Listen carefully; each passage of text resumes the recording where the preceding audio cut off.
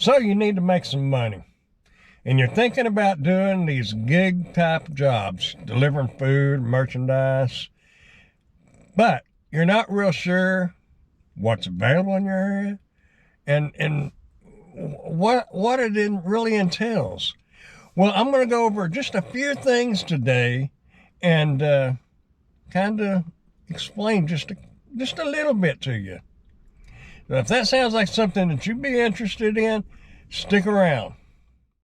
So let me say one thing real quick, and to get this out of the way, this is not going to be a video on telling you about particular apps and how to use them and things like that.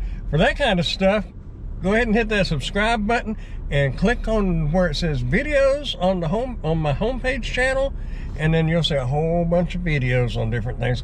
And there's other YouTubers out there that's got tons of stuff. So that's for later. But for right now, the main thing is deciding whether you want to do this or not, or if it's even obtainable. Because there's a lot of different apps that are available out there, but not all of those apps are available in every market. Now, with that being said, my suggestion would be to get on Google and type in food delivery near me. Or you could even put your town if you wanted to. You know? And a list of different things will show up. It may be DoorDash, it may be Grubhub, it may be Uber Eats, it may be Bot Squad, and it may be, I did that earlier, and it still shows Postmates, which technically, there's not a Postmates anymore. Uber Eats bought them out. So get on Google, do a quick search, and see what delivery services are available in your area. And while you're looking that up, after you look it up, think about, do you have time for this? Do you want to hustle? I mean, this ain't a go sit in the parking lot and wait on an order most of the time. We'll get back to that in just a moment. So think about the gas you're going to use, the wear and tear on your vehicle, tires and brakes and all that stuff. Think about the increase in the possibilities of you having an accident. Think about the safety factors involved, because you're going to be delivering into some areas that you normally might not want to go to. Just keep in mind on that. I'll throw this in there real quick, that if you do decide to do this and you have a delivery at a place that you do not feel comfortable getting out of your vehicle, then in that case, don't do it. Go to an area where you feel safer and call support, whoever you're driving for, Uber Eats, DoorDash, whoever. Call them and tell them the situation. Follow your gut feelings on that.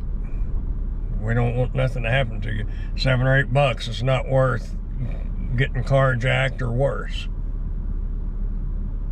So, be thinking about all that while you're looking this, see what's available in your area. Okay, you got that? Now, I'm going to run in here and pick up an order, and then I'll be right back. Y'all hang loose. So that didn't take long, did it? For real though, it really didn't. That's the ideal situation. When you walk in, you tell them who Head you're... north on Kent Boulevard toward Elliott Street, then make a U-turn at Elliott Street. And get used to that if you're going to do this. The GPS lady. She can be annoying at times, but she can be a lifesaver in other times when you're not real sure where you're going. However, what I was saying is, the ideal... Make a U-turn at Elliott Street. Okay.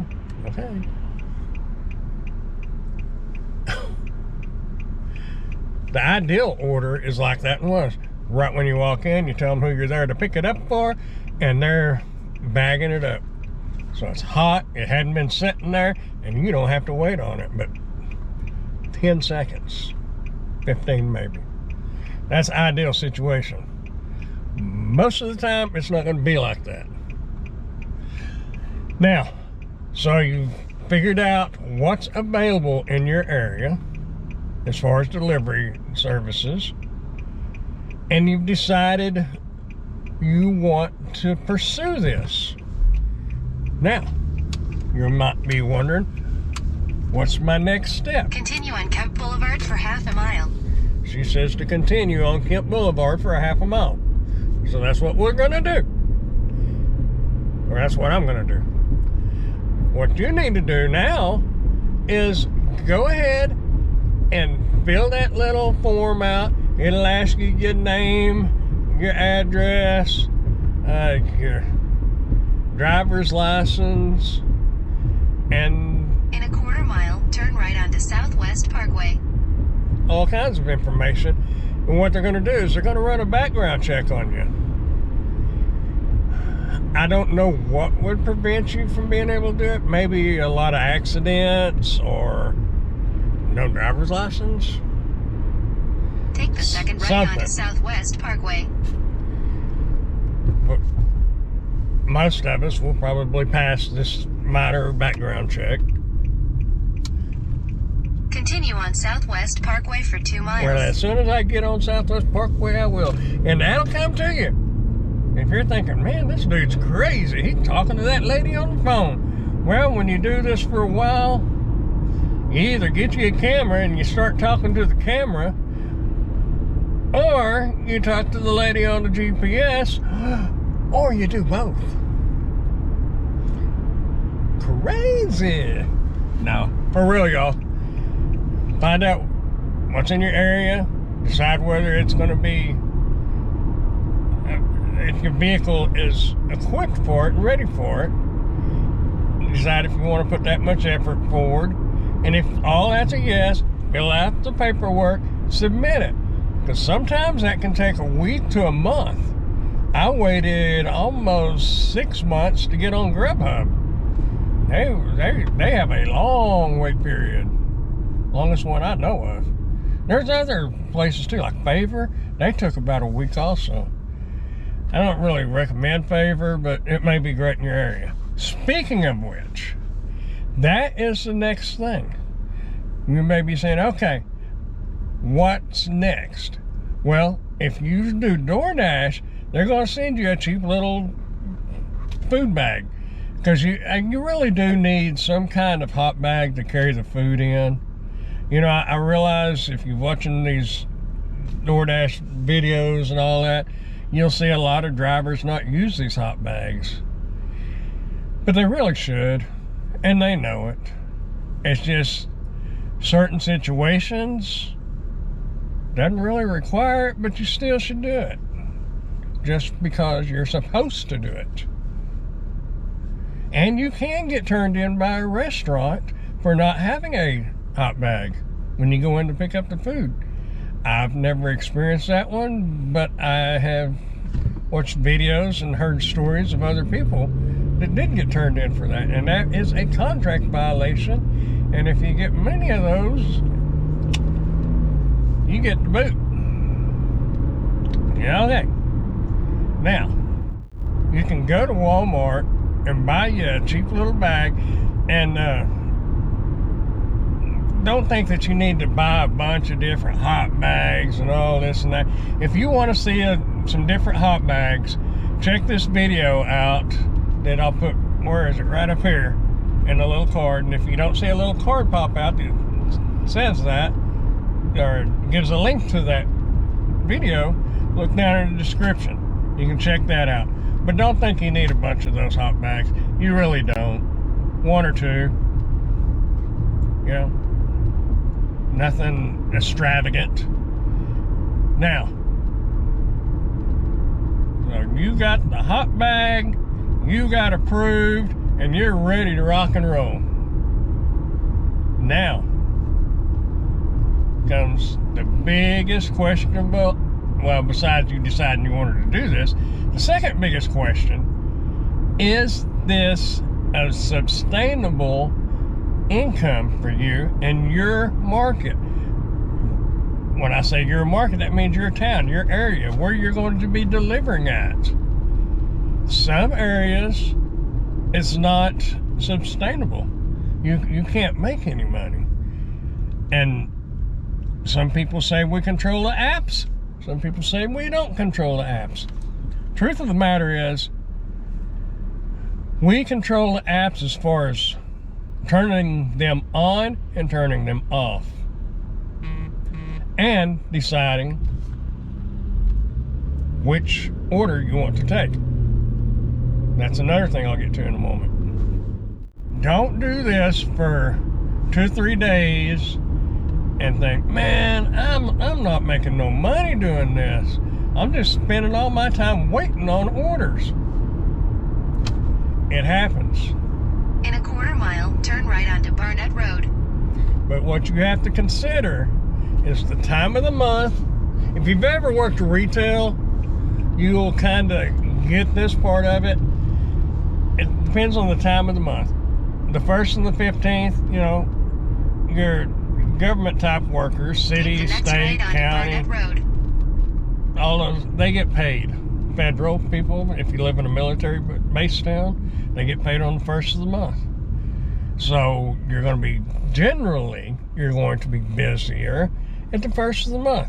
However, weather plays a huge factor in how busy it is. And more on that on some other videos. So we're not going to get into that either. This is just getting you started and letting you decide if it's worth doing.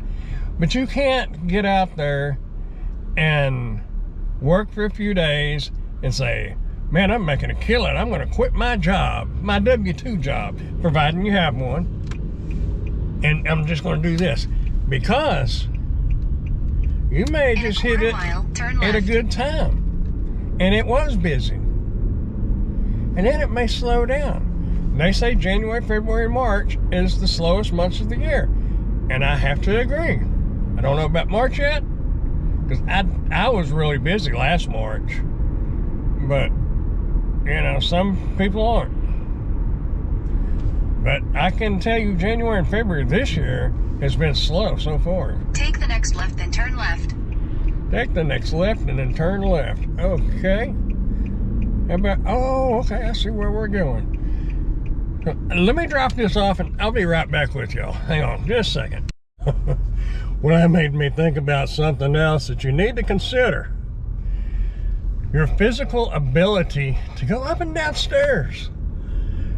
It can be a workout, especially if you're doing like grocery delivery and they have cases of water.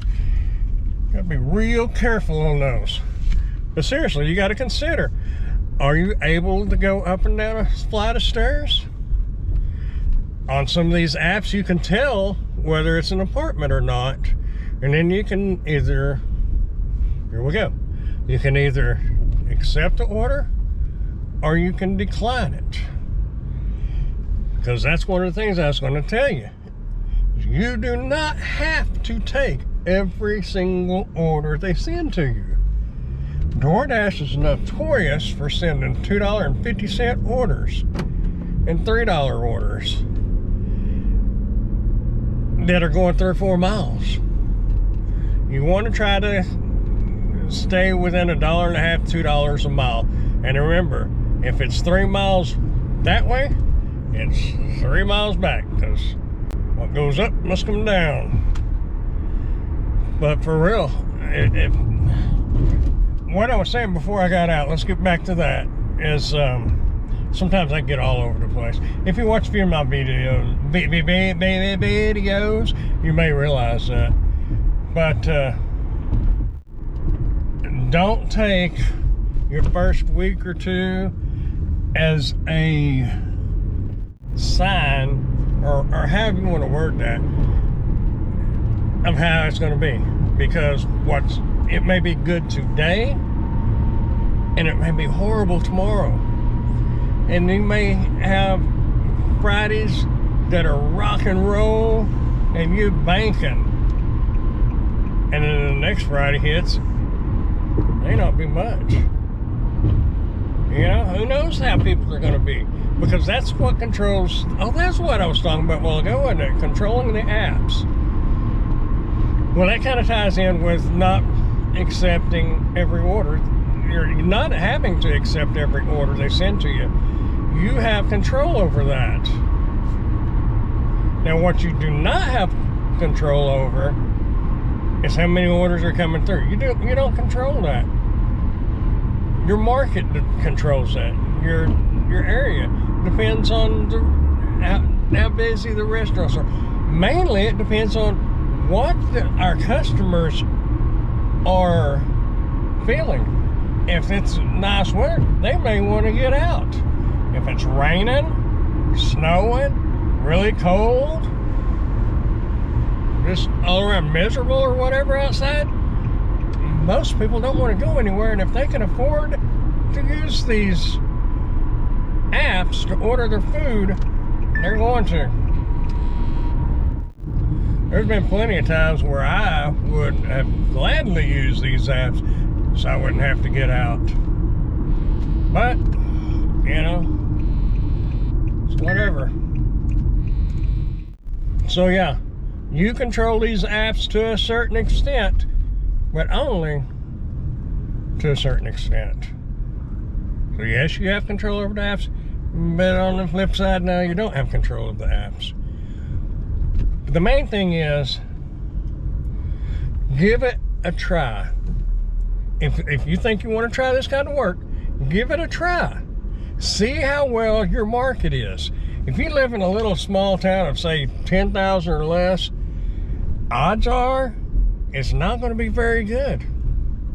I mean, it could be, but there's about an 80% chance it's not going to be worth doing. But if you live close enough to a bigger town, then it may be worth signing up and doing it. So give it a chance. Don't just do it for a few days and make your determination off of that. Do it for 2-3 months. Don't quit if you got another job, don't quit your other job because you're making good money doing this one, because the bottom could fall out. You never know. And there is no unemployment on this kind of work because you are an independent contractor. Hey, if this has helped you in any way at all, consider giving it a thumbs up. And also consider subscribing to the channel. I'd really appreciate it. And we can grow and learn and earn together. Yeah, that's what it's all about, helping each other out. Y'all want to check out some videos? Be sure to click up down there on my name, and it'll take you, click on Dash and Grandpa, and it'll take you to the home page. And then you'll see a bunch of different videos.